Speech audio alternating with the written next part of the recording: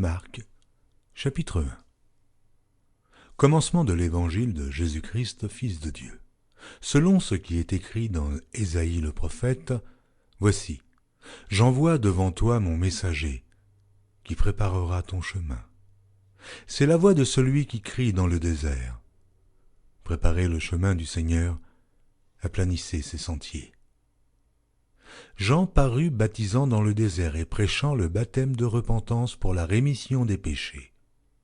Tout le pays de Judée et tous les habitants de Jérusalem se rendaient auprès de lui, et confessant leurs péchés, ils se faisaient baptiser par lui dans le fleuve du Jourdain.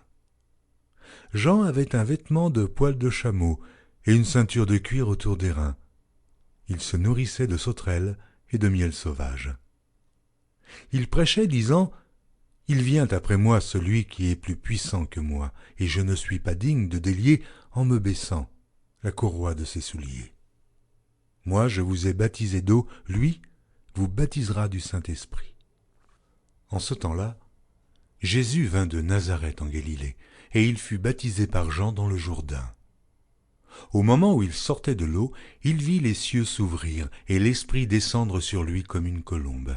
Et une voix fit entendre des cieux ces paroles : « Tu es mon Fils bien-aimé, en toi j'ai mis toute mon affection. » Aussitôt l'Esprit poussa Jésus dans le désert, où il passa 40 jours, tenté par Satan. Il était avec les bêtes sauvages, et les anges le servaient. Après que Jean eut été livré, Jésus alla dans la Galilée prêchant l'évangile de Dieu. Il disait : « Le temps est accompli, et le royaume de Dieu est proche. Repentez-vous et croyez à la bonne nouvelle. » Comme il passait le long de la mer de Galilée, il vit Simon et André, frères de Simon, qui jetaient un filet dans la mer, car ils étaient pêcheurs. Jésus leur dit : « Suivez-moi, et je vous ferai pêcheurs d'hommes. » Aussitôt ils laissèrent leur filet et le suivirent. Étant allé un peu plus loin, il vit Jacques, fils de Zébédée, et Jean, son frère, qui eux aussi étaient dans une barque et réparaient les filets. Aussitôt il les appela, et, laissant leur père Zébédée dans la barque avec les ouvriers, ils le suivirent. Ils se rendirent à Capernaum, et, le jour du Shabbat, Jésus entra d'abord dans la synagogue, et il enseigna. Ils étaient frappés de sa doctrine, car il enseignait comme ayant autorité, et non pas comme les scribes. Il se trouva dans leur synagogue un homme qui avait un esprit impur, et qui s'écria : « Qu'y a-t-il entre nous et toi, Jésus de Nazareth ? Es-tu venu ici pour nous perdre ?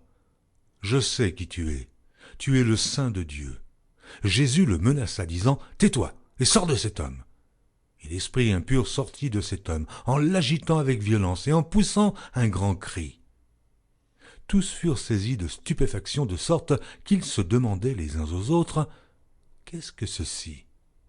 Une nouvelle doctrine ? » Il commande avec autorité même aux esprits impurs, et lui obéissent. Et sa renommée se répandit aussitôt dans tous les lieux environnants de la Galilée.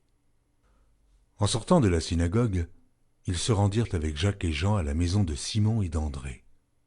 La belle-mère de Simon était couchée ayant la fièvre, et aussitôt on parla d'elle à Jésus. S'étant approché, il la fit lever en lui prenant la main, et à l'instant la fièvre la quitta. Puis elle les servit. Le soir, après le coucher du soleil, on lui amena tous les malades et les démoniaques, et toute la ville était rassemblée devant sa porte. Il guérit beaucoup de gens qui avaient diverses maladies. Il chassa aussi beaucoup de démons, et il ne permettait pas aux démons de parler parce qu'ils le connaissaient. Vers le matin, pendant qu'il faisait encore très sombre, il se leva et sortit pour aller dans un lieu désert, où il pria. Simon et ceux qui étaient avec lui se mirent à sa recherche, et quand ils l'eurent trouvé, ils lui dirent : « Tous te cherchent. » Il leur répondit : « Allons ailleurs, dans les bourgades voisines, afin que j'y prêche aussi, car c'est pour cela que je suis sorti. » Et il alla prêcher dans les synagogues par toute la Galilée, et il chassa les démons. Un lépreux vint à lui, et se jetant à genoux, il lui dit d'un ton suppliant : « Si tu le veux, tu peux me rendre pur. » Jésus, ému de compassion, étendit la main, le toucha et dit : « Je le veux, sois pur. » Aussitôt la lèpre le quitta, et il fut purifié. Jésus le renvoya sur le champ avec de sévères recommandations, et il lui dit « Garde-toi de rien dire à personne, mais va te montrer au sacrificateur et offre pour ta purification ce que Moïse a prescrit, afin que cela leur serve de témoignage. » Mais cet homme, s'en étant allé, se mit à publier hautement la chose et à la divulguer, de sorte que Jésus ne pouvait plus entrer publiquement dans une ville. Il se tenait dehors, dans des lieux déserts, où l'on venait à lui de toutes parts.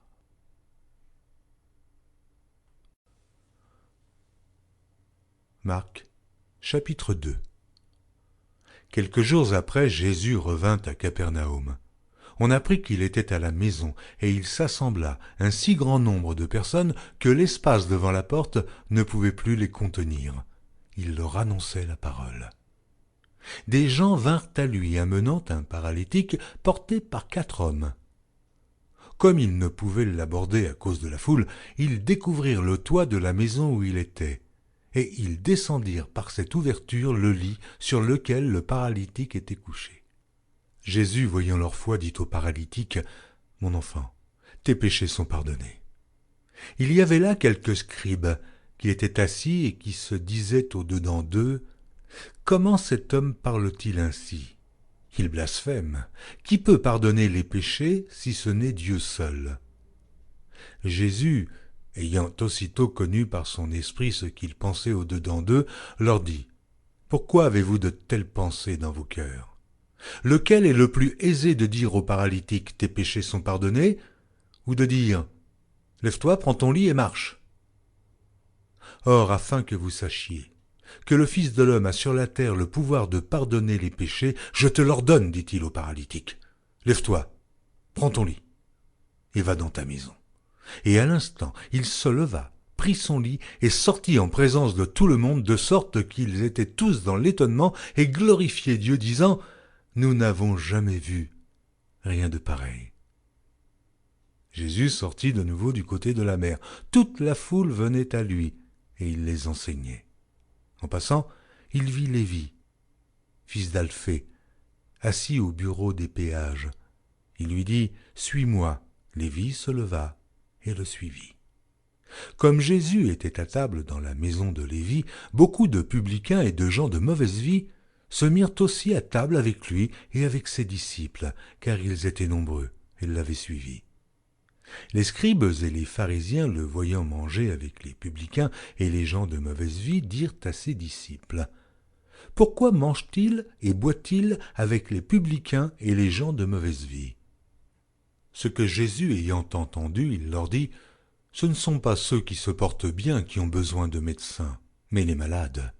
Je ne suis pas venu appeler des justes, mais des pécheurs. » Les disciples de Jean et les pharisiens jeûnaient. Ils vinrent dire à Jésus « Pourquoi les disciples de Jean et ceux des pharisiens jeûnent-ils, tandis que tes disciples ne jeûnent point ?» Jésus leur répondit « Les amis de l'époux peuvent-ils jeûner pendant que l'époux est avec eux? Aussi longtemps qu'ils ont avec eux l'époux, ils ne peuvent jeûner. Les jours viendront où l'époux leur sera enlevé, et alors ils jeûneront en ce jour-là. Personne ne coud une pièce de drap neuf à un vieil habit. Autrement, la pièce de drap neuf emporterait une partie du vieux, et la déchirure serait pire. Et personne ne met du vin nouveau dans de vieilles outres. Autrement, le vin fait rompre les outres, et le vin et les outres sont perdus. Mais il faut mettre le vin nouveau dans des outres neuves. Il arriva un jour de Shabbat que Jésus traversa des champs de blé. Ses disciples, chemin faisant, se mirent à arracher des épis. Les pharisiens lui dirent « Voici, pourquoi font-ils ce qui n'est pas permis pendant le Shabbat ?» Jésus leur répondit « N'avez-vous jamais lu ce que fit David lorsqu'il fut dans la nécessité et qu'il eut faim, lui et ceux qui étaient avec lui, comment il entra dans la maison de Dieu du temps du souverain sacrificateur Abiatar et mangea les pains de proposition qu'il n'est permis qu'aux sacrificateurs de manger, et en donna même à ceux qui étaient avec lui. Puis il leur dit, le Shabbat a été fait pour l'homme, et non l'homme pour le Shabbat, de sorte que le Fils de l'homme est maître même du Shabbat. »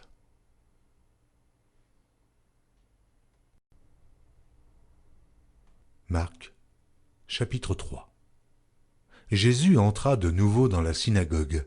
Il s'y trouvait un homme qui avait la main sèche. Ils observaient Jésus pour voir s'il le guérirait le jour du Shabbat. C'était afin de pouvoir l'accuser. Il dit à l'homme qui avait la main sèche, « Lève-toi là au milieu. » Puis il leur dit, « Est-il permis le jour du Shabbat de faire du bien ou de faire du mal, de sauver une personne ou de la tuer ?» Mais ils gardèrent le silence. Alors, promenant ses regards sur eux avec indignation et en même temps affligé de l'endurcissement de leur cœur, il dit à l'homme, « Étends ta main. » Il l'étendit et sa main fut guérie. Les pharisiens sortirent et aussitôt ils se consultèrent avec les Hérodiens sur les moyens de le faire périr. Jésus se retira vers la mer avec ses disciples. Une grande multitude le suivit de la Galilée et de la Judée et de Jérusalem et de l'Idumée et d'au-delà du Jourdain et des environs de Tyr et de Sidon. Une grande multitude, apprenant tout ce qu'il faisait, vint à lui. Il chargea ses disciples de tenir toujours à sa disposition une petite barque, afin de ne pas être pressés par la foule. Car comme il guérissait beaucoup de gens, tous ceux qui avaient des maladies se jetaient sur lui pour le toucher. Les esprits impurs, quand ils le voyaient, se prosternaient devant lui et s'écriaient « Tu es le Fils de Dieu !» Mais il leur recommandait très sévèrement de ne pas le faire connaître. Il monta ensuite sur la montagne et appela ceux qu'il voulut, et ils vinrent auprès de lui. Il en établit 12 pour les avoir avec lui et pour les envoyer prêcher avec le pouvoir de chasser les démons. Voici les 12 qu'il établit.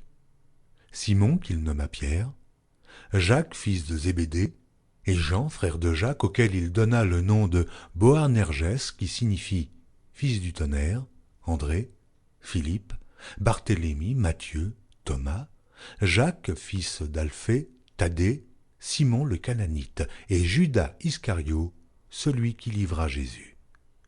Ils se rendirent à la maison, et la foule s'assembla de nouveau, en sorte qu'ils ne pouvaient pas même prendre leur repas.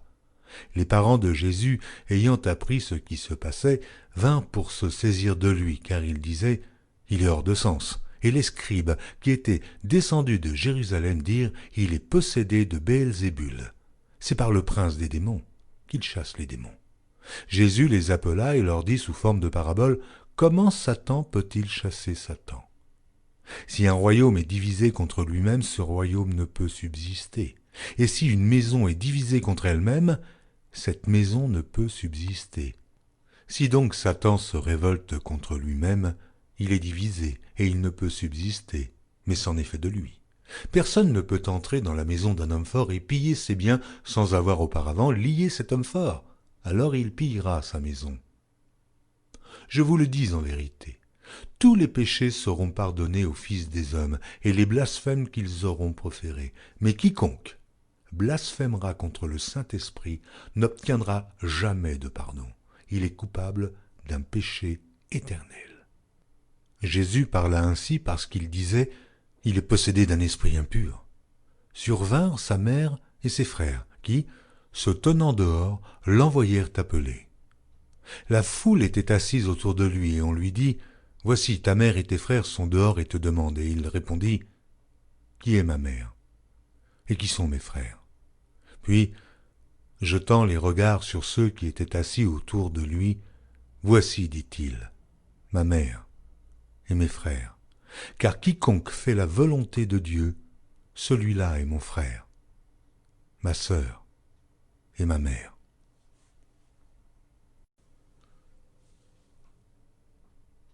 Marc, chapitre 4. Jésus se mit de nouveau à enseigner au bord de la mer. Une grande foule s'étant assemblée auprès de lui, il monta et s'assit dans une barque sur la mer. Toute la foule était à terre sur le rivage. Il leur enseigna beaucoup de choses en paraboles, et il leur dit dans son enseignement, « Écoutez, un semeur sortit pour semer. Comme il semait, une partie de la semence tomba le long du chemin. Les oiseaux vinrent et la mangèrent. Une autre partie tomba dans un endroit pierreux, où elle n'avait pas beaucoup de terre. Elle leva aussitôt parce qu'elle ne trouva pas un sol profond, Mais, quand le soleil parut, elle fut brûlée et sécha, faute de racines. Une autre partie tomba parmi les épines montèrent et l'étouffèrent, et elle ne donna point de fruit. Une autre partie tomba dans la bonne terre, elle donna du fruit, qui montait et croissait, et elle rapportait 30, 60 et 100 pour un. Puis il dit, que celui qui a des oreilles pour entendre, entende. Lorsqu'il fut en particulier, ceux qui l'entouraient avec les 12 l'interrogèrent sur les paraboles. Il leur dit, c'est à vous qu'a été donné le mystère du royaume de Dieu. Mais pour ceux qui sont dehors, tout se passe en paraboles, afin qu'en voyant, ils voient et n'aperçoivent point, et qu'en entendant, ils entendent et ne comprennent point, de peur qu'ils ne se convertissent et que les péchés ne leur soient pardonnés. Il leur dit encore, vous ne comprenez pas ces paraboles. Comment donc comprendrez-vous toutes les paraboles?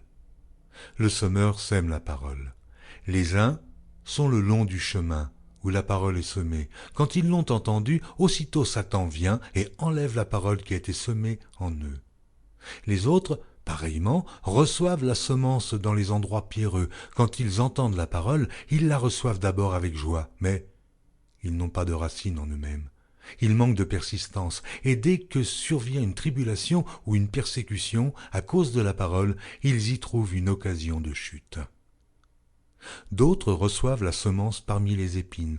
Ce sont ceux qui entendent la parole, mais en qui les soucis du siècle, la séduction des richesses et l'invasion des autres convoitises étouffent la parole et la rendent infructueuse. D'autres reçoivent la semence dans la bonne terre. Ce sont ceux qui entendent la parole, la reçoivent et portent du fruit, 30, 60 et 100 pour un. Il leur dit encore, apporte-t-on la lampe pour la mettre sous le boisseau ou sous le lit? N'est-ce pas pour la mettre sur le chandelier? Car il n'est rien de caché qui ne doive être découvert, rien de secret qui ne doive être mis au jour. Si quelqu'un a des oreilles pour entendre, qu'il entende.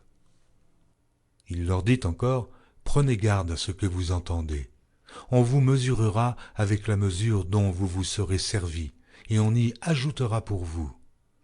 Car on donnera à celui qui a, mais à celui qui n'a pas, on ôtera même ce qu'il a. Il dit encore, il en est du royaume de Dieu comme quand un homme jette de la semence en terre. Qu'il dorme ou qu'il veille, nuit et jour, la semence germe et croît, sans qu'il sache comment. La terre produit d'elle-même d'abord l'herbe, puis l'épi, puis le grain tout formé dans l'épi, et dès que le fruit est mûr, on y met la faucille, car la moisson est là. Il dit encore, à quoi comparerons-nous le royaume de Dieu, ou par quelle parabole le représenterons-nous? Il est semblable à un grain de sénévé qui, lorsqu'on le sème en terre, est la plus petite de toutes les semences qui sont sur la terre. Mais lorsqu'il a été semé, il monte, devient plus grand que tous les légumes et pousse de grandes branches, en sorte que les oiseaux du ciel peuvent habiter sous son ombre. C'est par beaucoup de paraboles de ce genre qu'il leur annonçait la parole, selon qu'ils étaient capables de l'entendre. Il ne leur parlait point sans paraboles, mais, en particulier, il expliquait tout à ses disciples. Ce même jour, sur le soir, Jésus leur dit « Passons à l'autre bord ». Après avoir renvoyé la foule, ils l'emmenèrent dans la barque où il se trouvait. Il y avait aussi d'autres barques avec lui. Il s'éleva un grand tourbillon, et les flots se jetaient dans la barque, au point qu'elle se remplissait déjà. Et lui, il dormait à la poupe sur le coussin. Ils le réveillèrent et lui dirent « Maître, ne t'inquiètes-tu pas de ce que nous périssons ?» S'étant réveillé, il menaça le vent et la mer. « Silence, tais-toi !» Et le vent cessa, et il y eut un grand calme. Puis il leur dit « Pourquoi avez-vous ainsi peur? Comment n'avez-vous point de foi ?» Ils furent saisis d'une grande frayeur, et ils se dirent les uns aux autres « Quel est donc celui-ci, à qui obéissent même le vent et la mer ?» Marc, chapitre 5. Ils arrivèrent à l'autre bord de la mer, dans le pays des Gadaréniens. Aussitôt que Jésus fut hors de la barque, il vint au-devant de lui un homme sortant des sépulcres et possédé d'un esprit impur. Cet homme avait sa demeure dans les sépulcres, et personne ne pouvait plus le lier, même avec une chaîne. Car souvent il avait eu les fers aux pieds et avait été lié de chaînes, mais il avait rompu les chaînes et brisé les fers, et personne n'avait la force de le dompter. Il était sans cesse nuit et jour dans les sépulcres et sur les montagnes, criant et se meurtrissant avec des pierres. Ayant vu Jésus de loin, il accourut, se prosterna devant lui et s'écria d'une voix forte : « Qu'y a-t-il entre moi et toi, Jésus, fils du Dieu Très-Haut ? Je t'en conjure, au nom de Dieu, ne me tourmente pas. » Car Jésus lui disait : « Sors de cet homme, esprit impur. » Et il lui demanda : « Quel est ton nom ? » ?»« Légion est mon nom, lui répondit-il, car nous sommes plusieurs. » Et il le priait instamment de ne pas les envoyer hors du pays. Il y avait là, vers la montagne, un grand troupeau de pourceaux qui paissaient. Et les démons le prièrent, disant : « Envoie-nous dans ces pourceaux, afin que nous entrions en eux. » Il le leur permit. Et les esprits impurs sortirent, entrèrent dans les pourceaux, et le troupeau se précipita des pentes escarpées dans la mer. Il y en avait environ 2000, et ils se noyèrent dans la mer. Ceux qui les faisaient paître s'enfuirent et répandirent la nouvelle dans la ville et des campagnes. Les gens allèrent voir ce qui était arrivé. Ils vinrent auprès de Jésus, et ils virent le démoniaque, celui qui avait eu la légion, assis, vêtu et dans son bon sens, et ils furent saisis de frayeur. Ceux qui avaient vu ce qui s'était passé leur racontèrent ce qui était arrivé au démoniaque et au pourceau. Alors il se mit à supplier Jésus de quitter leur territoire. Comme il montait dans la barque, celui qui avait été démoniaque lui demanda la permission de rester avec lui. Jésus ne le lui permit pas, mais il lui dit : « Va dans ta maison, vers les tiens, et raconte-leur tout ce que le Seigneur t'a fait et comment il a eu pitié de toi. » Il s'en alla et se mit à publier dans la Décapole tout ce que Jésus avait fait pour lui, et tous furent dans l'étonnement. Jésus, dans la barque, regagna l'autre rive où une grande foule s'assembla près de lui. Il était au bord de la mer. Alors vint un des chefs de la synagogue, nommé Jaïrus, qui, l'ayant aperçu, se jeta à ses pieds et lui adressa cette instante prière : « Ma petite fille est à l'extrémité, viens, impose-lui les mains, afin qu'elle soit sauvée et qu'elle vive. » Jésus s'en alla avec lui, et une grande foule le suivait et le pressait. Or, il y avait une femme atteinte d'une perte de sang depuis 12 ans. Elle avait beaucoup souffert entre les mains de plusieurs médecins. Elle avait dépensé tout ce qu'elle possédait, et elle n'avait éprouvé aucun soulagement, mais était allée plutôt en empirant. Ayant entendu parler de Jésus, elle vint dans la foule par derrière et toucha son vêtement, car elle disait : « Si je puis seulement toucher ses vêtements, je serai guérie. » Au même instant, la perte de sang s'arrêta, et elle sentit dans son corps qu'elle était guérie de son mal. Jésus connut aussitôt en lui-même qu'une force était sortie de lui, et, se retournant au milieu de la foule, il dit : « Qui a touché mes vêtements ?» Ses disciples lui dirent : « Tu vois la foule qui te presse et tu dis qui m'a touché ?» Et il regardait autour de lui pour voir celle qui avait fait cela. La femme, effrayée et tremblante, sachant ce qui s'était passé en elle, vint se jeter à ses pieds et lui dit toute la vérité. Mais Jésus lui dit : « Ma fille, ta foi t'a sauvée. Va en paix et sois guérie de ton mal. » Comme il parlait encore, survinrent de chez le chef de la synagogue des gens qui dirent : « Ta fille est morte, pourquoi importuner davantage le maître ?» Mais Jésus, sans tenir compte de ces paroles, dit au chef de la synagogue : « Ne crains pas, crois seulement. » Et il ne permit à personne de l'accompagner, si ce n'est à Pierre, à Jacques et à Jean, frère de Jacques. Ils arrivèrent à la maison du chef de la synagogue, où Jésus vit une foule bruyante et des gens qui pleuraient, qui poussaient de grands cris. Il entra et leur dit : « Pourquoi faites-vous du bruit et pourquoi pleurez-vous ? L'enfant n'est pas morte, mais elle dort. » Et ils se moquaient de lui. Alors, ayant fait sortir tout le monde, il prit avec lui le père et la mère de l'enfant et ceux qui l'avaient accompagné, et il entra où était l'enfant. Il la saisit par la main et lui dit : « Talitha Koumi, ce qui signifie « Jeune fille, lève-toi, je te le dis ». Aussitôt la jeune fille se leva et se mit à marcher, car elle avait 12 ans, et ils furent dans un grand étonnement. Jésus leur adressa de fortes recommandations pour que personne ne sût la chose, et il dit qu'on donna à manger à la jeune fille. Marc, chapitre 6. Jésus partit de là et se rendit dans sa patrie. Ses disciples le suivirent. Quand le Shabbat fut venu, il se mit à enseigner dans la synagogue. Beaucoup de gens qui l'entendirent étaient étonnés et disaient « D'où lui viennent ces choses ? Quelle est cette sagesse qui lui a été donnée et comment de tels miracles se font-ils par ses mains ? N'est-ce pas le charpentier, le fils de Marie, le frère de Jacques, de José, de Jude et de Simon ? Et ses sœurs ne sont-elles pas ici parmi nous ?» Et il était pour eux une occasion de chute. Mais Jésus leur dit, « Un prophète n'est méprisé que dans sa patrie, parmi ses parents et dans sa maison. Il ne put faire là aucun miracle, si ce n'est qu'il imposa les mains à quelques malades et les guérit. » Et ils s'étonnaient de leur incrédulité. Jésus parcourait les villages d'alentour en enseignant.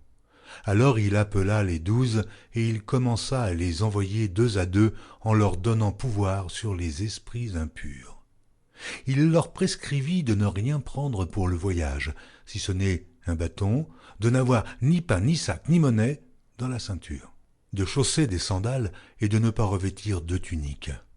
Puis il leur dit, « Dans quelque maison que vous entriez, restez-y jusqu'à ce que vous partiez de ce lieu, et s'il y a quelque part des gens qui ne vous reçoivent ni ne vous écoutent, retirez-vous de là et secouez la poussière de vos pieds afin que cela leur serve de témoignage. » Ils partirent et ils prêchèrent la repentance. Ils chassaient beaucoup de démons et ils oignaient d'huile beaucoup de malades et les guérissaient.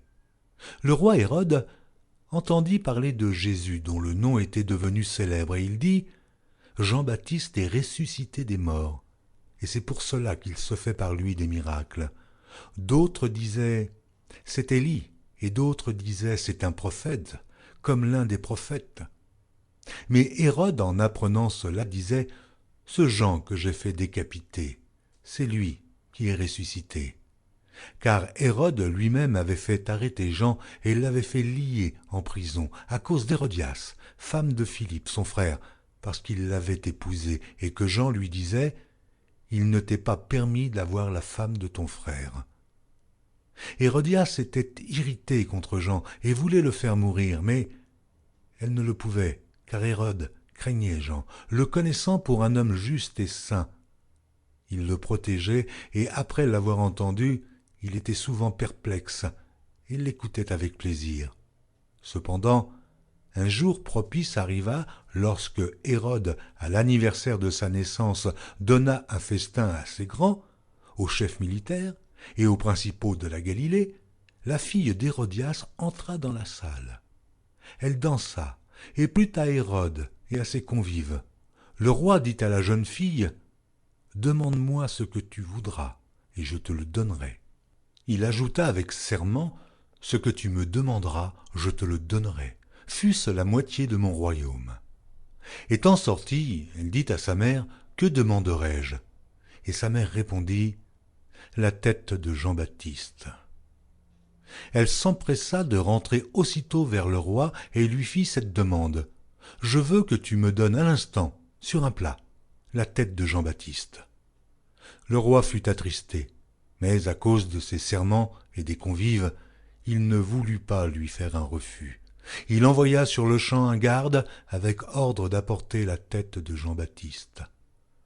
Le garde alla décapiter Jean dans la prison et apporta la tête sur un plat. Il la donna à la jeune fille, et la jeune fille la donna à sa mère. Les disciples de Jean, ayant appris cela, vinrent prendre son corps et le mirent dans un sépulcre. Les apôtres s'étant rassemblés auprès de Jésus, lui racontèrent tout ce qu'ils avaient fait et tout ce qu'ils avaient enseigné. Jésus leur dit, « Venez à l'écart dans un lieu désert et reposez-vous un peu, car il y avait beaucoup d'allants et de venants, et ils n'avaient même pas pris le temps de manger. » Ils partirent donc dans une barque pour aller à l'écart, dans un lieu désert. Beaucoup de gens les virent s'en aller, et ils les reconnurent, et de toutes les villes on accourut à pied, et on les devança au lieu où ils se rendaient.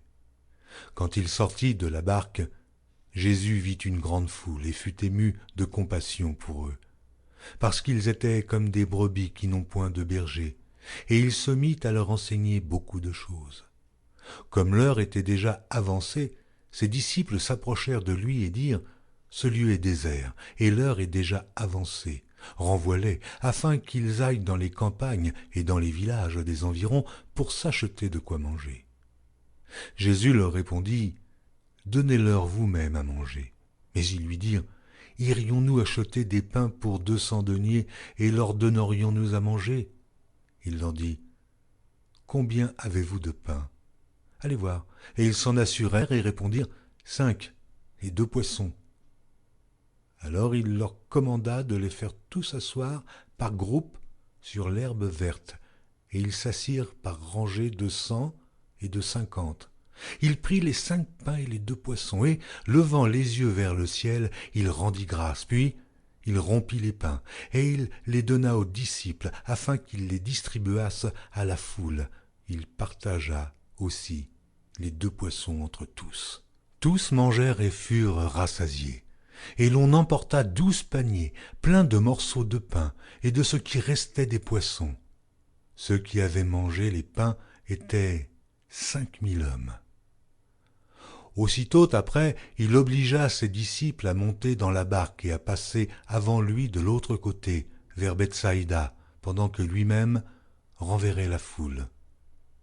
Quand il l'eut renvoyé, il s'en alla sur la montagne pour prier. Le soir étant venu, la barque était au milieu de la mer et Jésus était seul à terre. Il vit qu'ils avaient beaucoup de peine à ramer, car le vent leur était contraire.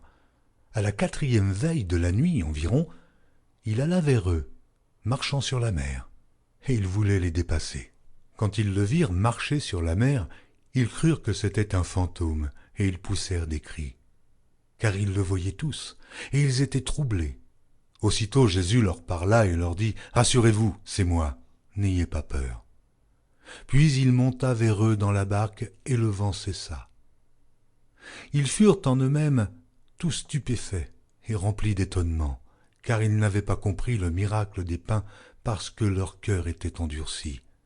Après avoir traversé la mer, ils vinrent dans le pays de Génézareth, et ils abordèrent. Quand ils furent sortis de la barque, les gens, ayant aussitôt reconnu Jésus, parcoururent tous les environs, et l'on se mit à apporter les malades sur des lits, partout où l'on apprenait qu'il était. En quelques lieues qu'il arriva dans les villages, dans les villes ou dans les campagnes, on mettait les malades sur les places publiques, et on le priait de leur permettre seulement de toucher le bord de son vêtement, et tous ceux qui le touchaient étaient guéris. Marc, chapitre 7. Les pharisiens et quelques scribes venus de Jérusalem s'assemblèrent auprès de Jésus. Ils virent quelques-uns de ses disciples prendre leur repas avec des mains impures, c'est-à-dire non lavées. Or les pharisiens et tous les juifs ne mangent pas sans s'être lavés soigneusement les mains, conformément à la tradition des anciens. Et quand ils reviennent de la place publique, ils ne mangent qu'après s'être purifiés. Oh, ils ont encore beaucoup d'autres observances traditionnelles, comme le lavage des coupes, des cruches et des vases d'airain. Et les pharisiens et les scribes lui demandèrent « Pourquoi tes disciples ne suivent-ils pas la tradition des anciens, mais prennent-ils leur repas avec des mains impures ?» Jésus leur répondit « Hypocrites, Ésaïe a bien prophétisé sur vous, ainsi qu'il est écrit « Ce peuple m'honore des lèvres, mais son cœur est éloigné de moi. » C'est en vain qu'il m'honore, en donnant des préceptes qui sont des commandements d'hommes. Vous abandonnez le commandement de Dieu et vous observez la tradition des hommes. Il leur dit encore, vous anéantissez fort bien le commandement de Dieu pour garder votre tradition, car Moïse a dit, honore ton père et ta mère. Et celui qui maudira son père ou sa mère sera puni de mort. Mais vous, vous dites, si un homme dit à son père ou à sa mère, ce dont j'aurais pu t'assister est corban, c'est-à-dire une offrande à Dieu, vous ne le laissez plus rien faire pour son père ou pour sa mère, annulant ainsi la parole de Dieu par votre tradition que vous avez établie, et vous faites beaucoup d'autres choses semblables. » Ensuite, ayant de nouveau appelé la foule à lui, il lui dit, « Écoutez-moi tous et comprenez.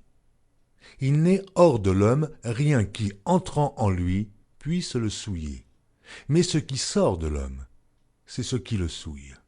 Si quelqu'un a des oreilles pour entendre, qu'il entende. » Lorsqu'il fut entré dans la maison, loin de la foule, ses disciples l'interrogèrent sur cette parabole. Il leur dit, « Vous aussi, êtes-vous donc sans intelligence? Ne comprenez-vous pas que rien de ce qui du dehors entre dans l'homme ne peut le souiller? Car cela n'entre pas dans son cœur, mais dans son ventre, puis s'en va dans des lieux secrets, qui purifient tous les aliments. » Il dit encore, « Ce qui sort de l'homme, c'est ce qui souille l'homme. Car c'est du dedans, c'est du cœur des hommes que sortent les mauvaises pensées, les adultères, les impudicités, les meurtres, les vols, les cupidités, les méchancetés, la fraude, le dérèglement, le regard envieux, la calomnie, l'orgueil, la folie. Toutes ces choses sont mauvaises et sortent du dedans et souillent l'homme. » Jésus, étant parti de là, s'en alla dans le territoire de Tyr et de Sidon. Il entra dans une maison désirant que personne ne le sût, mais il ne put rester caché. Car une femme, dont la fille était possédée d'un esprit impur, entendit parler de Jésus et vint se jeter à ses pieds. Cette femme était grecque, syro-phénicienne d'origine. Elle le pria de chasser le démon hors de sa fille. Jésus lui dit, « Laisse d'abord les enfants se rassasier, car il n'est pas bien de prendre le pain des enfants et de le jeter aux petits chiens. »« Oui, Seigneur, lui répondit-elle, mais les petits chiens, sous la table, mangent les miettes des enfants. » Alors il lui dit, « À cause de cette parole, va, le démon est sorti de ta fille. » Et, quand elle rentra dans sa maison, elle trouva l'enfant couché sur le lit. Le démon était sorti. Jésus quitta le territoire de Tyr et revint par Sidon vers la mer de Galilée en traversant le pays de la Décapole. On lui amena un sourd qui avait de la difficulté à parler et on le pria de lui imposer les mains. Il le prit à part, loin de la foule, lui mit les doigts dans les oreilles et lui toucha la langue avec sa propre salive. Puis, levant les yeux au ciel, il soupira et dit « Ephata », c'est-à-dire « Ouvre-toi ». Ainsi ses oreilles s'ouvrirent, sa langue se délia, et il parla très bien. Jésus leur recommanda de n'en parler à personne, mais plus il le leur recommanda, plus ils le publièrent. Ils étaient dans le plus grand étonnement et disaient « Il fait tout à merveille. Même il fait entendre les sourds et parler les muets. »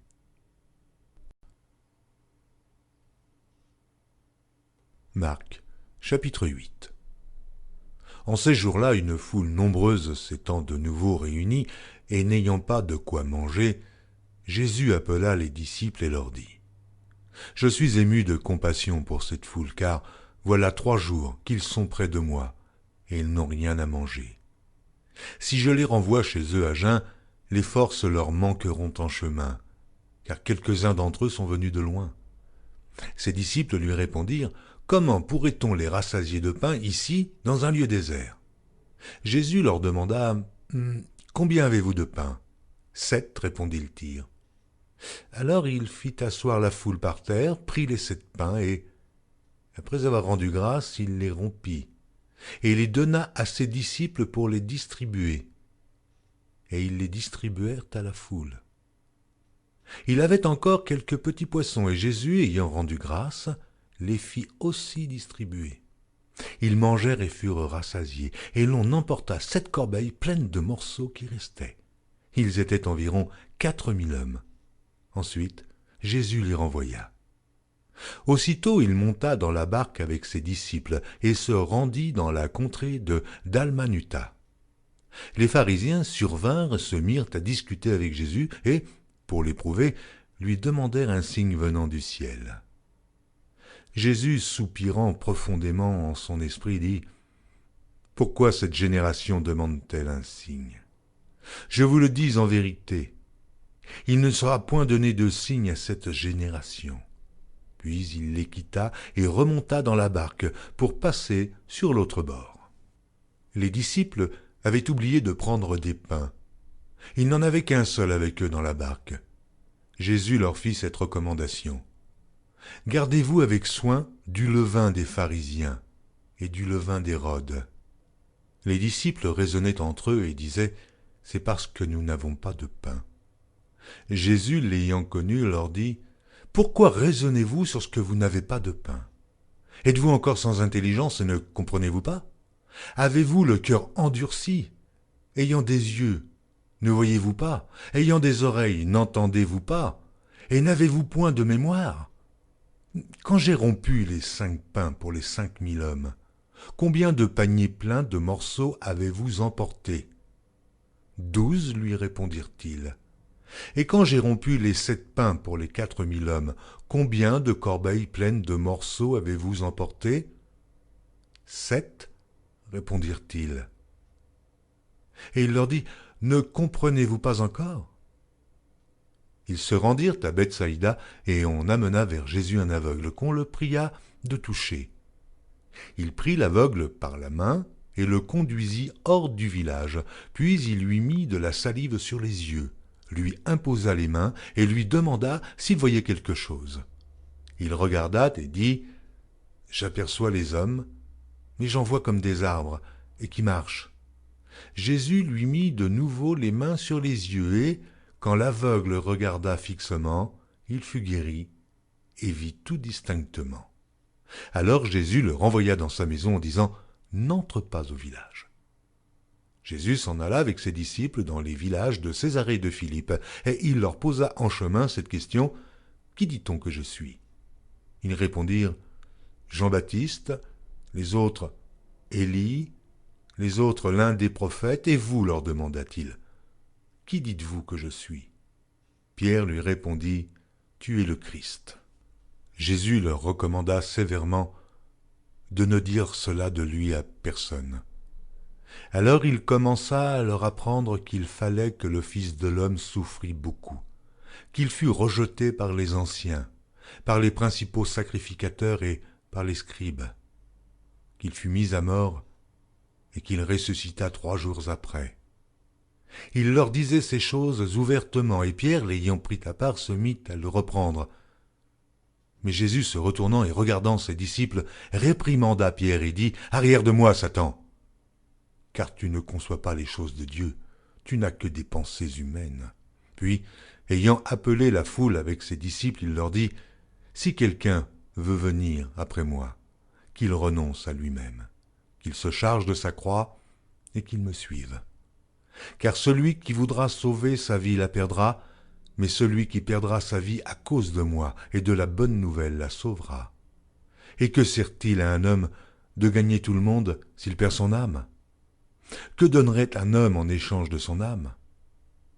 Car quiconque aura honte de moi et de mes paroles, au milieu de cette génération adultère et pécheresse, le Fils de l'homme aussi aura honte de lui quand il viendra dans la gloire de son Père avec les saints anges. » Marc, chapitre 9. Il leur dit encore, « Je vous le dis en vérité, quelques-uns de ceux qui sont ici ne mourront point, qu'ils n'aient vu le royaume de Dieu venir avec puissance. » 6 jours après, Jésus prit avec lui Pierre, Jacques et Jean, et il les conduisit seuls à l'écart sur une haute montagne. Il fut transfiguré devant eux. Ses vêtements devinrent resplendissants, et d'une telle blancheur qu'il n'est pas de foulon sur la terre qui puisse blanchir ainsi. Élie et Moïse leur apparurent, s'entretenant avec Jésus. Pierre, prenant la parole, dit à Jésus, « Rabbi, il est bon que nous soyons ici. Dressons 3 tentes, une pour toi, une pour Moïse et une pour Élie, car ils ne savaient que dire, l'effroi les ayant saisis. » Une nuée vint les couvrir, et de la nuée sortit une voix, « Celui-ci est mon fils bien-aimé, écoutez-le. » Aussitôt les disciples regardèrent tout autour, et ils ne virent que Jésus, seul, avec eux. Comme il descendait de la montagne, Jésus leur recommanda de ne dire à personne ce qu'ils avaient vu, jusqu'à ce que le Fils de l'homme fût ressuscité des morts. Ils retinrent cette parole, se demandant entre eux ce que c'est que ressusciter des morts. Les disciples lui firent cette question: « Pourquoi les scribes disent-ils qu'il faut qu'Élie vienne premièrement ?» Il leur répondit: « Élie viendra premièrement et rétablira toutes choses. Et pourquoi est-il écrit du Fils de l'homme qu'il doit souffrir beaucoup et être méprisé? Mais je vous dis qu'Élie est venu, et qu'ils l'ont traité comme ils ont voulu, selon ce qu'il est écrit de lui. » Lorsqu'ils furent arrivés près des disciples, ils virent autour d'eux une grande foule et des scribes qui discutaient avec eux. Dès que la foule vit Jésus, elle fut surprise et accourut pour le saluer. Il leur demanda: « Sur quoi discutez-vous avec eux ?» Et un homme de la foule lui répondit: « Maître, j'ai amené auprès de toi mon fils qui est possédé d'un esprit muet. En quelque lieu qu'il le saisisse, il le jette par terre. L'enfant écume, grince des dents et devient tout raide. J'ai prié tes disciples de chasser l'esprit, et ils n'ont pas pu. » « Race d'incrédules, leur dit Jésus, jusque à quand serai-je avec vous? Jusque à quand vous supporterai-je? Amenez-le-moi. » On le lui amena. Et aussitôt que l'enfant vit Jésus, l'esprit l'agita avec violence. Il tomba par terre et se roulait en écumant. Jésus demanda au Père: « Combien y a-t-il de temps que cela lui arrive ?» « Depuis son enfance, répondit-il. Et souvent l'esprit l'a jeté dans le feu et dans l'eau pour le faire périr. Mais si tu peux quelque chose, viens à notre secours, aie compassion de nous. » Jésus lui dit: « Si tu peux, mais tout est possible à celui qui croit. » Aussitôt le père et l'enfant s'écria: « Je crois, viens au secours de mon incrédulité. » Jésus, voyant accourir la foule, menaça l'esprit impur et lui dit: « Esprit muet et sourd, je te l'ordonne, sors de cet enfant et n'y entre plus. » Et il sortit en poussant des cris et en l'agitant avec une grande violence. L'enfant devint comme mort, de sorte que plusieurs disaient qu'il était mort. Mais Jésus, l'ayant pris par la main, le fit lever. Il se tint debout. Quand Jésus fut entré dans la maison, ses disciples lui demandèrent en particulier: « Pourquoi n'avons-nous pu chasser cet esprit ?» Et il leur dit: « Cette espèce-là ne peut sortir que par la prière. » Ils partirent de là et traversèrent la Galilée. Jésus ne voulait pas qu'on le sût, car il enseignait ses disciples et il leur dit: « Le Fils de l'homme sera livré entre les mains des hommes. Ils le feront mourir et 3 jours après qu'il aura été mis à mort, il ressuscitera. » Mais les disciples ne comprenaient pas cette parole et ils craignaient de l'interroger. Ils arrivèrent à Capernaum. Lorsqu'il fut dans la maison, Jésus leur demanda: « De quoi discutiez-vous en chemin ?» Mais ils gardèrent le silence, car en chemin, ils avaient discuté entre eux pour savoir qui était le plus grand. Alors il s'assit, appela les 12 et leur dit: « Si quelqu'un veut être le premier, il sera le dernier de tous et le serviteur de tous. » Il prit un petit enfant, le plaça au milieu d'eux, et l'ayant pris dans ses bras, il leur dit: « Quiconque reçoit en mon nom un de ces petits enfants me reçoit moi-même, et quiconque me reçoit, reçoit non pas moi, mais celui qui m'a envoyé. » Jean lui dit: « Maître, nous avons vu un homme qui chasse les démons en ton nom, et nous l'en avons empêché parce qu'il ne nous suit pas. » « Ne l'en empêchez pas, répondit Jésus, car il n'est personne qui, faisant un miracle en mon nom, puisse aussitôt après parler mal de moi. Qui n'est pas contre nous est pour nous. Et quiconque vous donnera à boire un verre d'eau en mon nom parce que vous appartenez à Christ, je vous le dis en vérité, il ne perdra point sa récompense. Mais si quelqu'un scandalisait un de ces petits qui croient, il vaudrait mieux pour lui qu'on lui mît au cou une grosse meule de moulin et qu'on le jetât dans la mer. Si ta main est pour toi une occasion de chute, coupe-la. Mieux vaut pour toi entrer manchot dans la vie que d'avoir les 2 mains et d'aller dans la géhenne, dans le feu qui ne s'éteint point. Et si ton pied est pour toi une occasion de chute, coupe-le. Mieux vaut pour toi entrer boiteux dans la vie que d'avoir les 2 pieds et d'être jeté dans la géhenne, dans le feu qui ne s'éteint point.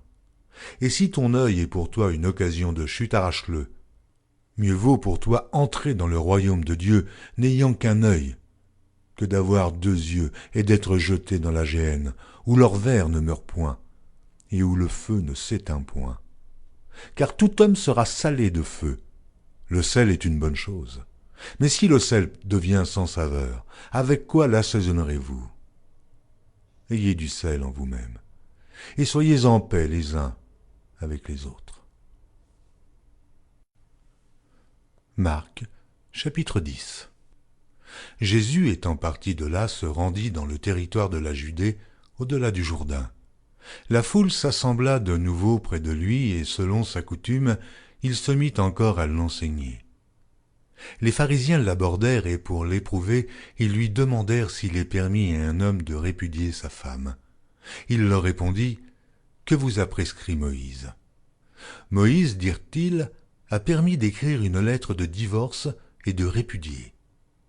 Et Jésus leur dit, « C'est à cause de la dureté de votre cœur que Moïse vous a donné ce précepte. Mais au commencement de la création, Dieu fit l'homme et la femme. C'est pourquoi l'homme quittera son père et sa mère et s'attachera à sa femme, et les deux deviendront une seule chair. Ainsi, ils ne sont plus deux, mais ils sont une seule chair. Que l'homme donc ne sépare pas ce que Dieu a joint. » Lorsqu'ils furent dans la maison, les disciples l'interrogèrent encore là-dessus. Il leur dit, « Celui qui répudie sa femme et qui en épouse une autre commet un adultère à son égard. Et si une femme quitte son mari et en épouse un autre, elle commet un adultère. » On lui amena des petits-enfants, afin qu'il les touchât, mais les disciples reprirent ceux qui les amenaient. Jésus, voyant cela, fut indigné et leur dit, « Laissez venir à moi les petits-enfants et ne les en empêchez pas, car le royaume de Dieu est pour ceux qui leur ressemblent. Je vous le dis en vérité, quiconque ne recevra pas le royaume de Dieu comme un petit enfant n'y entrera point. » Puis il les prit dans ses bras et les bénit, en leur imposant les mains. Comme Jésus se mettait en chemin, un homme accourut, et se jetant à genoux devant lui, « Bon maître, lui demanda-t-il, que dois-je faire pour hériter la vie éternelle ?» Jésus lui dit, « Pourquoi m'appelles-tu bon? Il n'y a de bon que Dieu seul. Tu connais les commandements. Tu ne commettras point d'adultère, tu ne tueras point, tu ne déroberas point, tu ne diras point de faux témoignages, tu ne feras tort à personne, honore ton père et ta mère. » Il lui répondit, « Maître, j'ai observé toutes ces choses dès ma jeunesse. » Jésus, l'ayant regardé, l'aima et lui dit, « Il te manque une chose.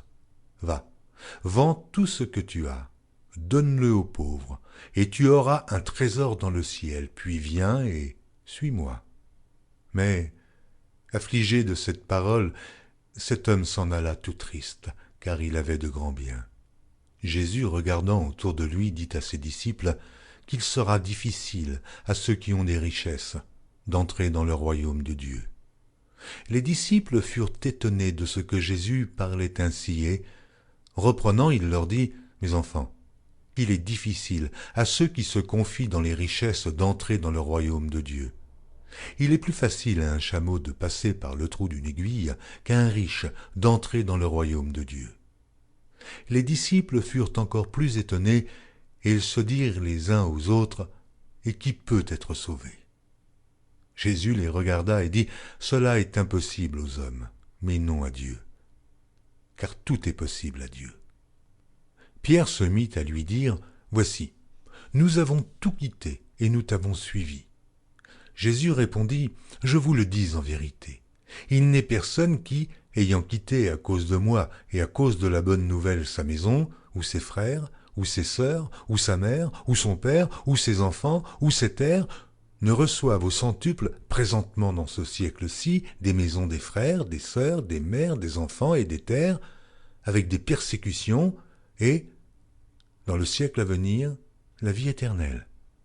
Plusieurs des premiers seront les derniers, et plusieurs des derniers seront les premiers. » Ils étaient en chemin pour monter à Jérusalem, et Jésus allait au-devant d'eux. Les disciples étaient troublés, et le suivaient avec crainte. Et Jésus prit de nouveau les 12 auprès de lui et commença à leur dire ce qui devait lui arriver. Voici, nous montons à Jérusalem et le Fils de l'homme sera livré aux principaux sacrificateurs et aux scribes. Ils le condamneront à mort et ils le livreront aux païens qui se moqueront de lui, cracheront sur lui, le battront de verges et le feront mourir. Et 3 jours après, il ressuscitera. Les fils de Zébédée, Jacques et Jean, s'approchèrent de Jésus et lui dirent « Maître, nous voudrions que tu fisses pour nous ce que nous te demanderons. » Il leur dit « Que voulez-vous que je fasse pour vous ?» « Accorde-nous, lui dirent-ils, d'être assis l'un à ta droite et l'autre à ta gauche, quand tu seras dans la gloire. » Jésus leur répondit « Vous ne savez ce que vous demandez. Pouvez-vous boire la coupe que je dois boire, ou être baptisé du baptême dont je dois être baptisé ?» Nous le pouvons, dirent-ils. Et Jésus leur répondit, « Il est vrai que vous boirez la coupe que je dois boire, et que vous serez baptisés du baptême dont je dois être baptisé. Mais pour ce qui est d'être assis à ma droite ou à ma gauche, cela ne dépend pas de moi, et ne sera donné qu'à ceux à qui cela est réservé. » Les 10, ayant entendu cela, commencèrent à s'indigner contre Jacques et Jean. Jésus les appela et leur dit, « Vous savez que ceux qu'on regarde comme les chefs des nations les tyrannisent et que les grands les dominent. Il n'en est pas de même au milieu de vous. Mais quiconque veut être grand parmi vous, qu'il soit votre serviteur, et quiconque veut être le premier parmi vous, qu'il soit l'esclave de tous. Car le Fils de l'homme est venu, non pour être servi, mais pour servir et donner sa vie, comme la rançon de plusieurs. » Ils arrivèrent à Jéricho, et lorsque Jésus en sortit avec ses disciples et une assez grande foule, le fils de Timée, Bartimée, mendiant, aveugle, était assis au bord du chemin. Il entendit que c'était Jésus de Nazareth et il se mit à crier « Fils de David, Jésus, aie pitié de moi !» Plusieurs le reprenaient pour le faire taire, mais il criait beaucoup plus fort « Fils de David, aie pitié de moi !» Jésus s'arrêta et dit « Appelez-le. » Ils appelèrent l'aveugle en lui disant « Prends courage, lève-toi, il t'appelle. » L'aveugle jeta son manteau et se levant d'un bond, vint vers Jésus. Jésus, prenant la parole, lui dit « Que veux-tu que je fasse ?» « Rabouni, lui répondit l'aveugle, que je recouvre la vue. » Et Jésus lui dit « Va, ta foi t'a sauvé. » Aussitôt il recouvra la vue et suivit Jésus dans le chemin.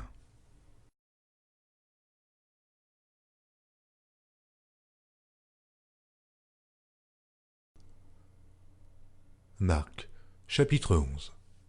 Lorsqu'ils approchèrent de Jérusalem et qu'il fut près de Bethphagée et de Béthanie, vers la montagne des Oliviers, Jésus envoya 2 de ses disciples, en leur disant « Allez au village qui est devant vous, dès que vous y serez entrés, vous trouverez un ânon attaché sur lequel aucun homme ne s'est encore assis. Détachez-le et amenez-le. Si quelqu'un vous dit « Pourquoi faites-vous cela ?» répondez « Le Seigneur en a besoin. » Et à l'instant, il le laissera venir ici. Les disciples, étant allés, trouvèrent l'ânon attaché dehors, près d'une porte, au contour du chemin, et ils le détachèrent. Quelques-uns de ceux qui étaient là leur dirent « Mais que faites-vous? Pourquoi détachez-vous cet ânon ?» Ils répondirent comme Jésus l'avait dit, et on les laissa aller.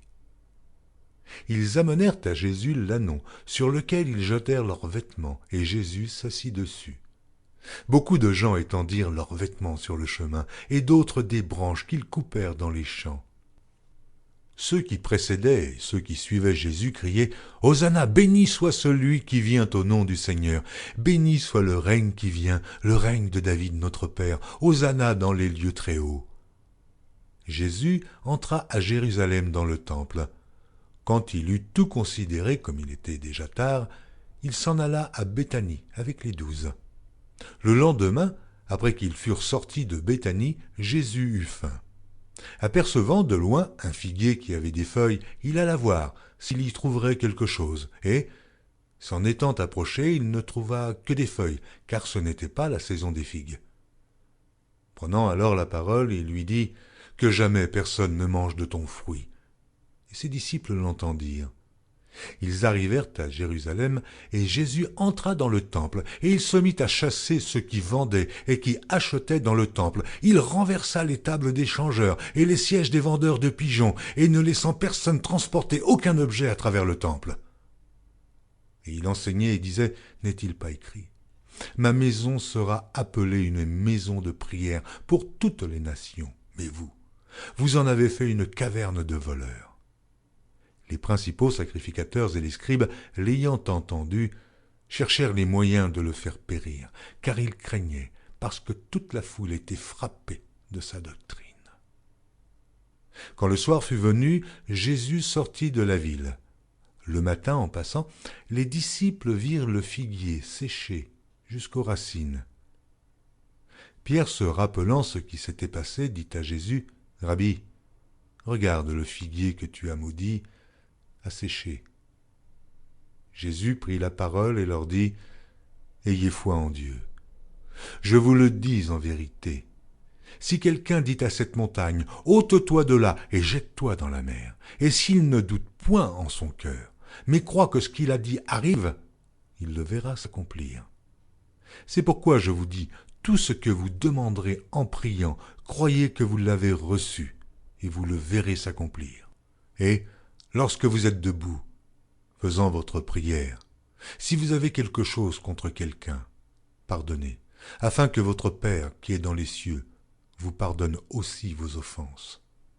Mais si vous ne pardonnez pas, votre Père qui est dans les cieux ne vous pardonnera pas non plus vos offenses. » Ils se rendirent de nouveau à Jérusalem et, pendant que Jésus se promenait dans le temple, les principaux sacrificateurs et les scribes et les anciens vinrent à lui et lui dirent, « Par quelle autorité fais-tu ces choses? Et qui t'a donné l'autorité de les faire ?» Jésus leur répondit, « Je vous adresserai aussi une question. Répondez-moi, et je vous dirai par quelle autorité je fais ces choses. Le baptême de Jean, venait-il du ciel ou des hommes? Répondez-moi. » Mais ils raisonnèrent ainsi entre eux. Si nous répondons du ciel, il dira, « Pourquoi donc n'avez-vous pas cru en lui ?» Et si nous répondons des hommes, ils craignaient le peuple, car tous tenaient réellement Jean pour un prophète. Alors ils répondirent à Jésus, « Nous ne savons. » Et Jésus leur dit, « Moi non plus. Je ne vous dirai pas par quelle autorité je fais ces choses. » Marc, chapitre 12. Jésus se mit ensuite à leur parler en parabole. Un homme planta une vigne. Il l'entoura d'une haie, creusa un pressoir et bâtit une tour. Puis il la ferma à des vignerons et quitta le pays. Au temps de la récolte, il envoya un serviteur vers les vignerons pour recevoir d'eux une part du produit de la vigne. S'étant saisis de lui, ils le battirent et le renvoyèrent à vide. Il envoya de nouveau vers eux un autre serviteur. Ils le frappèrent à la tête et l'outragèrent. Il en envoya un troisième qu'ils tuèrent, puis plusieurs autres qu'ils battirent ou tuèrent. Il avait encore un fils bien-aimé. Il l'envoya vers eux, le dernier, en disant « Ils auront du respect pour mon fils. » Mais ces vignerons dirent entre eux « Voici l'héritier, venez, tuons-le, et l'héritage sera à nous. » Et ils se saisirent de lui, le tuèrent et le jetèrent hors de la vigne. Maintenant, que fera le maître de la vigne? Il viendra, fera périr les vignerons et il donnera la vigne à d'autres. N'avez-vous pas lu cette parole de l'Écriture? La pierre qu'ont rejetée ceux qui bâtissaient est devenue la principale de l'angle. C'est par la volonté du Seigneur qu'elle l'est devenue. Et c'est un prodige à nos yeux? Ils cherchaient à se saisir de lui, mais ils craignaient la foule. Ils avaient compris que c'était pour eux que Jésus avait dit cette parabole, et ils le quittèrent et s'en allèrent. Ils envoyèrent auprès de Jésus quelques-uns des pharisiens et des hérodiens, afin de le surprendre par ses propres paroles. Et ils vinrent lui dire, « Maître, nous savons que tu es vrai, et que tu ne t'inquiètes de personne, car tu ne regardes pas à l'apparence des hommes, et tu enseignes la voie de Dieu selon la vérité. Est-il permis ou non de payer le tribut à César? Devons-nous payer ou ne pas payer? Jésus, connaissant leur hypocrisie, leur répondit, « Pourquoi me tentez-vous? Apportez-moi un denier afin que je le voie. » Ils en apportèrent un, et Jésus leur demanda de qui sont cette effigie et cette inscription. « De César, lui répondirent-ils. Alors il leur dit, « Rendez à César ce qui est à César, et à Dieu ce qui est à Dieu. » Et ils furent à son égard dans l'étonnement. Les Sadducéens, qui disent qu'il n'y a point de résurrection, vinrent auprès de Jésus et lui firent cette question. « Maître, voici ce que Moïse nous a prescrit.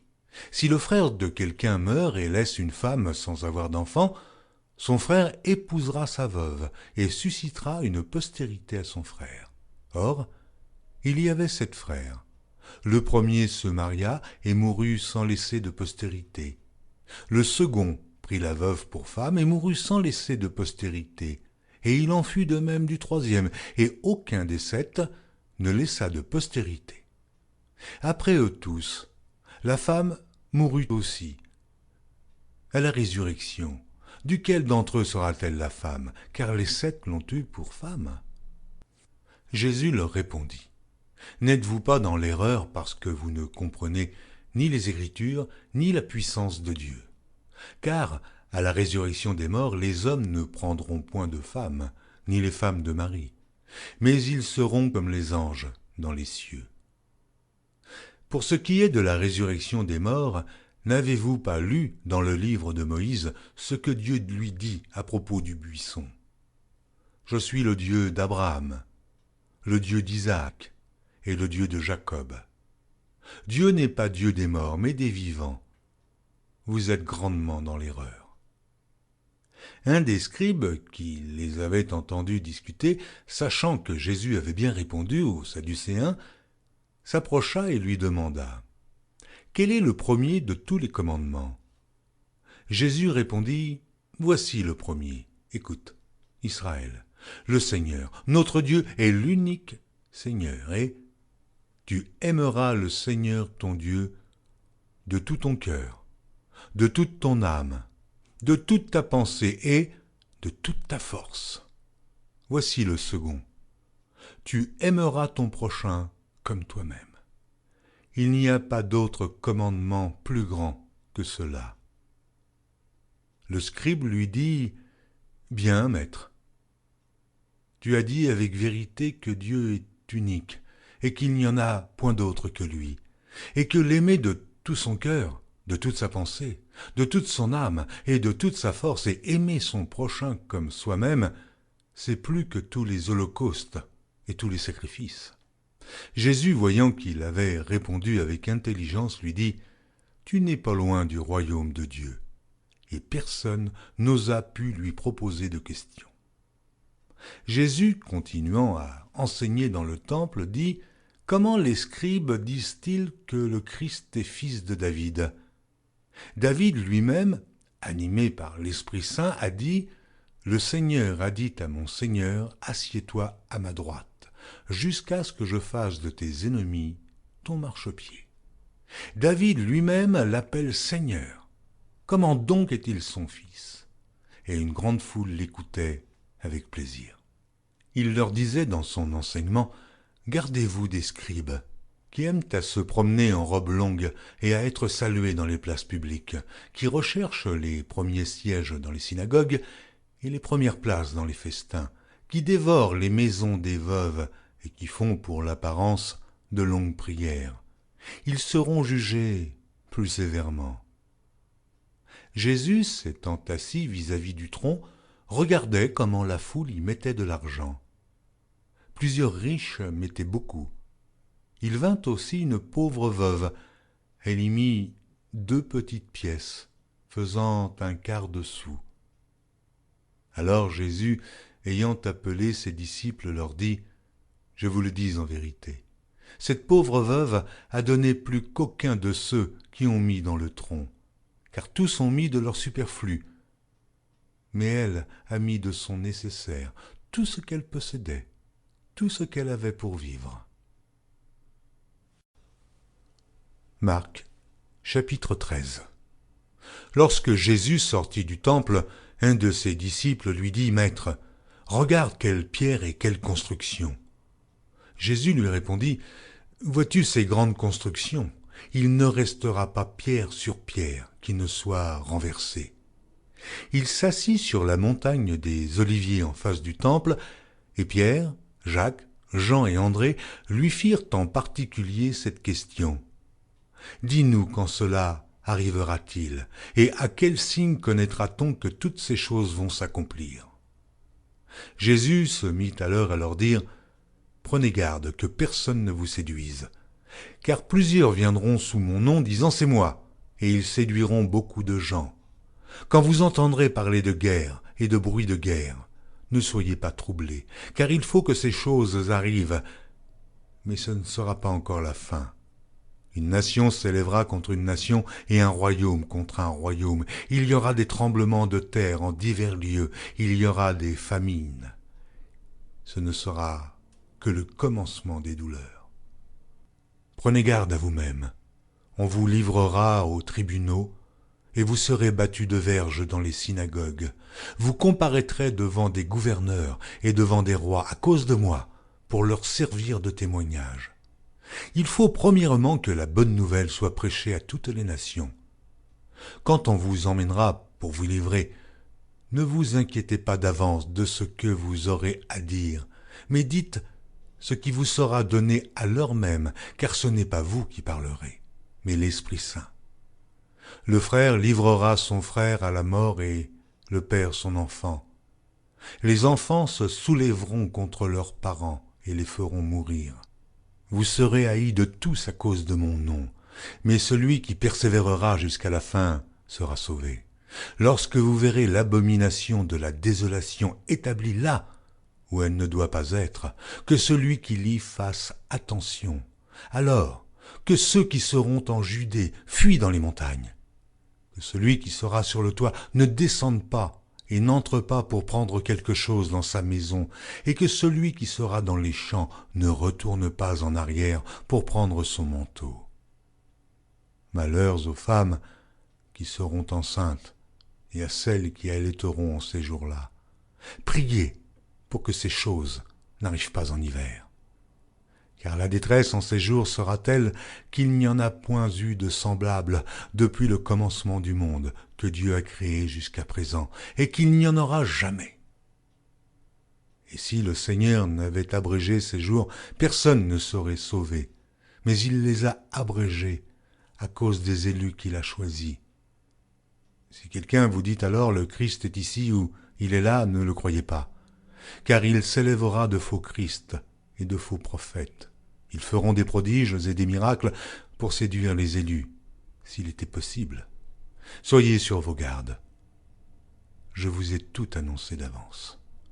Mais, dans ces jours, après cette détresse, le soleil s'obscurcira, la lune ne donnera plus sa lumière, les étoiles tomberont du ciel, et les puissances qui sont dans les cieux seront ébranlées. Alors on verra le Fils de l'homme venant sur les nuées, avec une grande puissance et avec gloire. Alors, il enverra les anges, et il rassemblera les élus des 4 vents, de l'extrémité de la terre jusqu'à l'extrémité du ciel. Instruisez-vous par une comparaison tirée du figuier. Dès que ses branches deviennent tendres et que les feuilles poussent, vous connaissez que l'été est proche. De même, quand vous verrez ces choses arriver, sachez que le Fils de l'homme est proche, à la porte. Je vous le dis en vérité, cette génération ne passera point que tout cela n'arrive. Le ciel et la terre passeront, mais mes paroles ne passeront point. Pour ce qui est du jour ou de l'heure, personne ne le sait, ni les anges dans le ciel, ni le Fils, mais le Père seul. Prenez garde, veillez et priez, car vous ne savez quand ce temps viendra. Il en sera comme d'un homme qui, partant pour un voyage, laisse sa maison, remet l'autorité à ses serviteurs, indique à chacun sa tâche et ordonne au portier de veiller.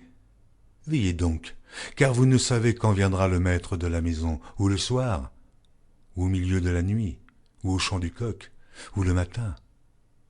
Craignez qu'il ne vous trouve endormi à son arrivée soudaine. Ce que je vous dis, je le dis à tous. Veillez. Marc, chapitre 14. La fête de Pâques et des pains sans levain devait avoir lieu 2 jours après. Les principaux sacrificateurs et les scribes cherchaient les moyens d'arrêter Jésus par ruse et de le faire mourir. Car ils disaient que ce ne soit pas pendant la fête, afin qu'il n'y ait pas de tumulte parmi le peuple. Comme Jésus était à Béthanie, dans la maison de Simon le lépreux, une femme entra pendant qu'il se trouvait à table. Elle tenait un vase d'albâtre qui renfermait un parfum de nard pur de grand prix, et, ayant rompu le vase, elle répandit le parfum sur la tête de Jésus. Quelques-uns exprimèrent entre eux leur indignation. À quoi bon perdre ce parfum? On aurait pu le vendre plus de 300 deniers et de les donner aux pauvres. Et ils s'irritaient contre cette femme. Mais Jésus dit, « Laissez-la.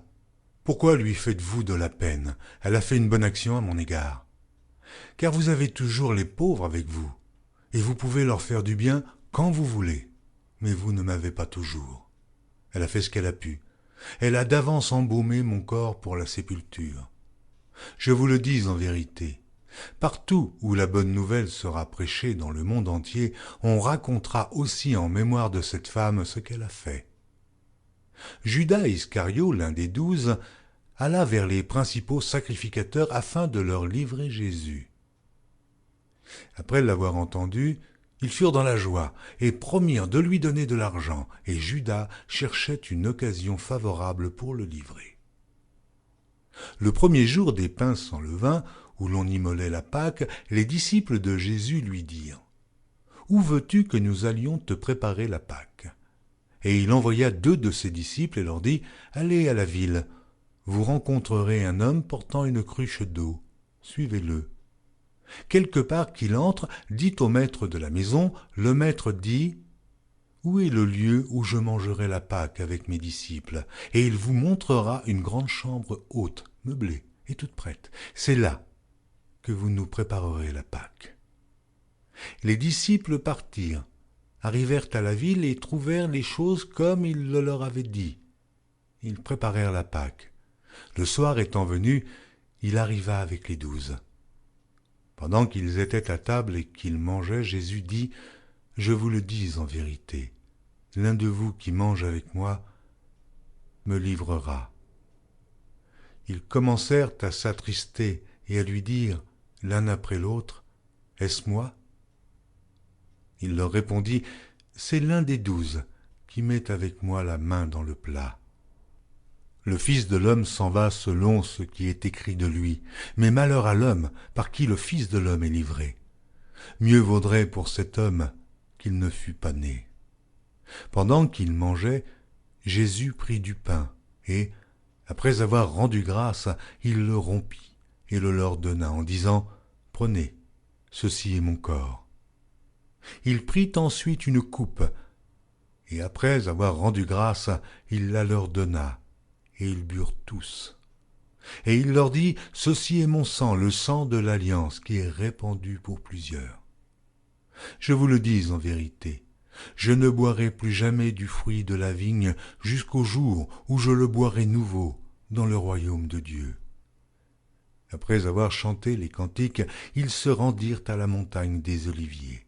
Jésus leur dit, « Vous serez tous scandalisés, car il est écrit, « Je frapperai le berger, et les brebis seront dispersées, mais, après que je serai ressuscité, je vous précéderai en Galilée. » Pierre lui dit, « Quand tous seraient scandalisés, je ne serai pas scandalisé. » Et Jésus lui dit, « Je te le dis en vérité, toi, aujourd'hui, cette nuit même, avant que le coq chante 2 fois, tu me renieras 3 fois. » Mais Pierre reprit plus fortement, « Quand il me faudrait mourir avec toi, je ne te renierai pas. » Et tous dirent la même chose.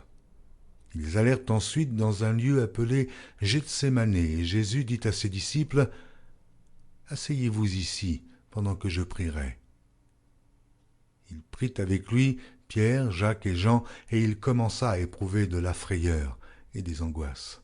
Et il leur dit, « Mon âme est triste jusqu'à la mort. Restez ici et veillez. » Puis, ayant fait quelques pas en avant, il se jeta contre terre et pria que, s'il était possible, cette heure s'éloignât de lui. Il disait, « Abba, Père, toutes choses te sont possibles. Éloigne de moi cette coupe. Toutefois, non pas ce que je veux, mais ce que tu veux. » Et il vint vers les disciples qu'il trouva endormis, et il dit à Pierre, « Simon, tu dors, tu n'as pu veiller 1 heure. Veillez et priez afin que vous ne tombiez pas en tentation. L'esprit est bien disposé, mais la chair est faible. » Il s'éloigna de nouveau et fit la même prière. Il revint et les trouva encore endormis, car leurs yeux étaient appesantis. Ils ne surent que lui répondre. Il revint pour la 3e fois et leur dit, « Dormez maintenant et reposez-vous. C'est assez, l'heure est venue. Voici, le Fils de l'homme est livré aux mains des pécheurs. Levez-vous, allons. Voici celui qui me livre approche. » Et aussitôt, comme il parlait encore, arriva Judas, l'un des 12, et avec lui une foule armée d'épées et de bâtons, envoyés par les principaux sacrificateurs, par les scribes et par les anciens. Celui qui le livrait leur avait donné ce signe. « Celui que je baiserai, c'est lui.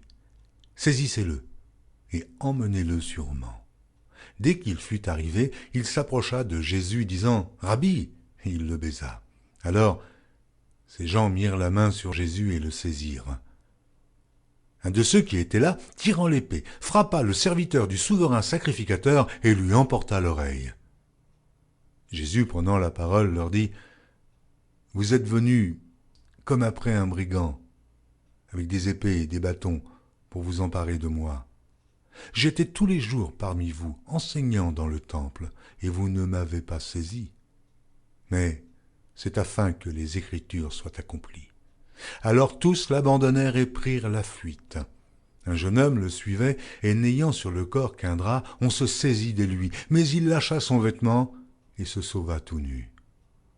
Ils emmenèrent Jésus chez le souverain sacrificateur, où s'assemblèrent tous les principaux sacrificateurs, les anciens et les scribes.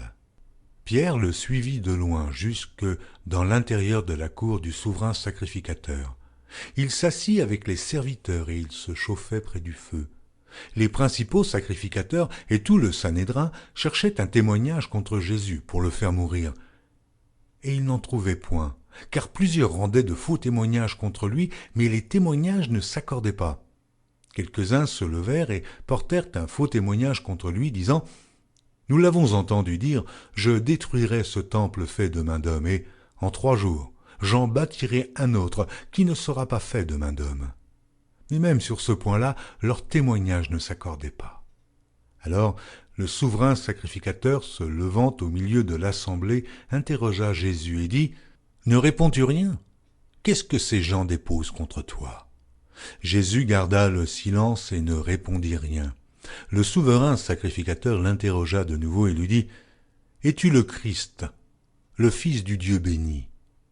Jésus répondit « Je le suis, et vous verrez le Fils de l'homme assis à la droite de la puissance de Dieu et venant sur les nuées du ciel. » Alors le souverain sacrificateur déchira ses vêtements et dit « Qu'avons-nous encore besoin de témoins? Vous avez entendu le blasphème, que vous en semble ?» Et tous le condamnèrent comme méritant la mort. Et quelques-uns se mirent à cracher sur lui, à lui voiler le visage et à le frapper à coups de poing en lui disant « Devine !» Et les serviteurs le reçurent en lui donnant des soufflets. Pendant que Pierre était en bas dans la cour, il vint une des servantes du souverain sacrificateur. Voyant Pierre qui se chauffait, elle le regarda et lui dit « Toi aussi, tu étais avec Jésus de Nazareth. » Il le nia, disant « Je ne sais pas, je ne comprends pas ce que tu veux dire. » Puis il sortit pour aller dans le vestibule. Et le coq chanta. La servante, l'ayant vu, se mit de nouveau à dire à ceux qui étaient présents « Celui-ci est de ces gens-là. » et il le nia de nouveau. Peu après, ceux qui étaient présents dirent encore à Pierre, « Certainement, tu es de ces gens-là, car tu es galiléen. » Alors il commença à faire des imprécations et à jurer, « Je ne connais pas cet homme dont vous parlez. » Aussitôt, pour la seconde fois, le coq chanta. Et Pierre se souvint de la parole que Jésus lui avait dite. « Avant que le coq chante 2 fois, tu me renieras 3 fois. » Et en y réfléchissant, il pleurait. Marc, chapitre 15. Dès le matin, les principaux sacrificateurs tinrent conseil avec les anciens et les scribes et tout le Sanhédrin, et après avoir lié Jésus, ils l'emmenèrent et le livrèrent à Pilate. Pilate l'interrogea. « Es-tu le roi des Juifs ?» Jésus lui répondit, « Tu le dis. » Les principaux sacrificateurs portaient contre lui plusieurs accusations. Pilate l'interrogea de nouveau, « Ne réponds-tu rien ? Vois de combien de choses il t'accuse. » Et Jésus ne fit plus aucune réponse, ce qui étonna Pilate. À chaque fête, il relâchait un prisonnier, celui que demandait la foule. Il y avait en prison un nommé Barabbas avec ses complices, pour un meurtre qu'il avait commis dans une sédition. La foule, étant montée, se mit à demander ce qu'il avait coutume de leur accorder. Pilate leur répondit, « Voulez-vous que je vous relâche le roi des Juifs ?» Car il savait que c'était par envie que les principaux sacrificateurs l'avaient livré. Mais les chefs des sacrificateurs excitèrent la foule, afin que Pilate leur relâchât plutôt Barabbas. Pilate, reprenant la parole, leur dit, « Que voulez-vous donc que je fasse de celui que vous appelez le roi des Juifs ?» Ils crièrent de nouveau, « Crucifie-le !» Pilate leur dit, « Mais quel mal a-t-il fait ?» Et ils crièrent encore plus fort, « Crucifie-le, crucifie-le !» Pilate, voulant satisfaire la foule, leur relâcha Barabbas et, après avoir fait battre de verges Jésus, il leur livra pour être crucifié. Les soldats conduisirent Jésus dans l'intérieur de la cour, c'est-à-dire dans le prétoire, et ils assemblèrent toute la cohorte. Ils le revêtirent de pourpre et posèrent sur sa tête une couronne d'épines qu'ils avaient tressée. Puis ils se mirent à le saluer. « Salut, roi des Juifs !» Et ils lui frappaient la tête avec un roseau, crachaient sur lui, et, fléchissant les genoux, ils se prosternaient devant lui. Après s'être ainsi moqués de lui, ils lui ôtèrent la pourpre, lui remirent ses vêtements et l'emmenèrent pour le crucifier. Ils forcèrent à porter la croix de Jésus un passant qui revenait des champs, Simon de Cyrène, père d'Alexandre et de Rufus, et ils conduisirent Jésus au lieu nommé Golgotha, ce qui signifie lieu du crâne. Ils lui donnèrent à boire du vin mêlé de myrrhe, mais il ne le prit pas. Ils le crucifièrent et se partagèrent ses vêtements en tirant au sort pour savoir ce que chacun aurait. C'était la 3e heure quand ils le crucifièrent. L'inscription indiquant le sujet de sa condamnation portait ces mots, « Le roi des Juifs ». Ils crucifièrent avec lui 2 brigands, l'un à sa droite et l'autre à sa gauche. Ainsi fut accompli ce que dit l'Écriture. Il a été mis au nombre des malfaiteurs. Les passants l'injuriaient et secouaient la tête en disant « Et toi, qui détruis le temple et qui le rebâtis en 3 jours? Sauve-toi toi-même en descendant de la croix. » Les principaux sacrificateurs aussi, avec les scribes, se moquaient entre eux et disaient « Il a sauvé les autres et il ne peut se sauver lui-même. Que le Christ, le roi d'Israël, descende maintenant de la croix, afin que nous voyions et que nous croyions. » Ceux qui étaient crucifiés avec lui l'insultaient aussi. La 6e heure étant venue, il y eut des ténèbres sur toute la terre, jusqu'à la 9e heure. Et à la 9e heure, Jésus s'écria d'une voix forte, « Eloi, Eloi, lama sabachthani » ce qui signifie « Mon Dieu, pourquoi m'as-tu abandonné ?» Quelques-uns de ceux qui étaient là, l'ayant entendu dire « Voici, il appelle Élie ». Et l'un d'eux courut remplir une éponge de vinaigre, et l'ayant fixé à un roseau, il lui donna à boire en disant « Laissez, voyons si Élie viendra le descendre. » Mais Jésus, ayant poussé un grand cri, expira. Le voile du temple se déchira en deux, depuis le haut jusqu'en bas. Le centenier qui était en face de Jésus, voyant qu'il avait expiré de la sorte, dit « Assurément, cet homme était fils de Dieu. » Il y avait aussi des femmes qui regardaient de loin. Parmi elles était Marie de Magdala, Marie, mère de Jacques le mineur et de José et Salomé, qui le suivaient et le servaient lorsqu'ils étaient en Galilée, et plusieurs autres qui étaient montés avec lui à Jérusalem. Le soir étant venu, comme c'était la préparation, c'est-à-dire la veille du Shabbat, arriva Joseph d'Arimathée, conseiller de distinction, qui lui-même attendait aussi le royaume de Dieu. Il osa se rendre vers Pilate pour demander le corps de Jésus. Pilate s'étonna qu'il fût mort si tôt, fit venir le centenier et lui demanda s'il était mort depuis longtemps. S'en étant assuré par le centenier, il donna le corps à Joseph. Et Joseph, ayant acheté un linceul, descendit Jésus de la croix, l'enveloppa du linceul et le déposa dans un sépulcre taillé dans le roc. Puis il roula une pierre à l'entrée du sépulcre. Marie de Magdala et Marie, mère de José, regardaient où on le mettait. Marc, chapitre 16. Lorsque le Shabbat fut passé, Marie de Magdala, Marie, mère de Jacques et Salomé, achetèrent des aromates afin d'aller embaumer Jésus. Le premier jour de la semaine, elles se rendirent au sépulcre de grand matin, comme le soleil venait de se lever. Elles disaient entre elles, « Mais qui nous roulera la pierre loin de l'entrée du sépulcre ?» Et, levant les yeux, elles aperçurent que la pierre, qui était très grande, avait été roulée. Elles entrèrent dans le sépulcre, virent un jeune homme assis à droite vêtu d'une robe blanche, et elles furent épouvantées. Il leur dit, « Ne vous épouvantez pas, vous cherchez Jésus de Nazareth, qui a été crucifié. Il est ressuscité, il n'est point ici. Voici le lieu où on l'avait mis. Mais allez dire à ses disciples et à Pierre qu'il vous précède en Galilée. C'est là que vous le verrez, comme il vous l'a dit. » Elles sortirent du sépulcre et s'enfuirent. La peur et le trouble les avaient saisies, et elles ne dirent rien à personne à cause de leur effroi. Jésus, étant ressuscité le matin du premier jour de la semaine, apparut d'abord à Marie de Magdala, de laquelle il avait chassé 7 démons. Elle alla emporter la nouvelle à ceux qui avaient été avec lui et qui s'affligeaient et pleuraient. Quand ils entendirent qu'il vivait et qu'elle l'avait vu, ils ne le crurent point. Après cela, il apparut sous une autre forme à 2 d'entre eux qui étaient en chemin pour aller à la campagne. Ils revinrent l'annoncer aux autres, qui ne les crurent pas non plus.